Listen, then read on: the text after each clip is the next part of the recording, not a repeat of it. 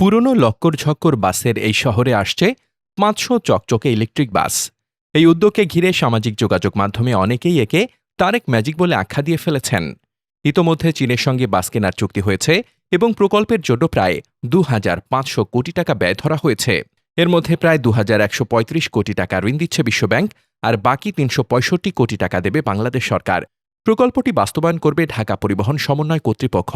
বর্তমানে ঢাকায় নিবন্ধিত বাস ও মিনি বাসের সংখ্যা প্রায় ৫৪,০০০ হলেও এর মধ্যে ২০ বছরের বেশি পুরনো যানবাহনের সংখ্যা ১৬,০০০-এরও বেশি। নির্ধারিত ১২৮টি রুটে যেখানে প্রায় ৭,০০০ বাস চলার কথা, সেখানে বাস্তবে চলাচল করে মাত্র ৩,০০০-এর মতো বাস। রুট পারমিট ছাড়া আরও বহু বাস সড়কে চলছে। অধিকাংশ পুরনো বাসে যাত্রী সেবার ন্যূনতম মানও নিশ্চিত করা যায় না। ফলে প্রতিদিনই ভোগান্তির পাশাপাশি বাড়ছে বায়ুদূষণ ও জনস্বাস্থ্য ঝুঁকি। নতুন ইলেকট্রিক বাসগুলো পরিচালিত হবে কোম্পানি ভিত্তিক ফ্র্যাঞ্চাইজি মডেলে। উন্মুক্ত দরপত্রের মাধ্যমে বেসরকারি অপারেটর নির্বাচন করা হবে।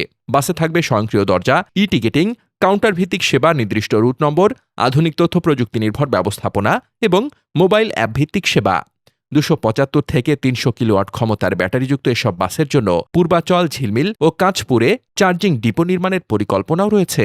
একসঙ্গে ৫০০ ইলেকট্রিক বাস নামানোর এই উদ্যোগ সফলভাবে বাস্তবায়িত হলে ঢাকার গণপরিবহনে এটি একটি বড় পরিবর্তনের সূচনা হতে পারে। আর সেই কারণেই অনেকের মুখে এখন একটি কথাই ঘুরছে, আর তা হচ্ছে তারেক ম্যাজিক। Desk report, বার্তাবাজার।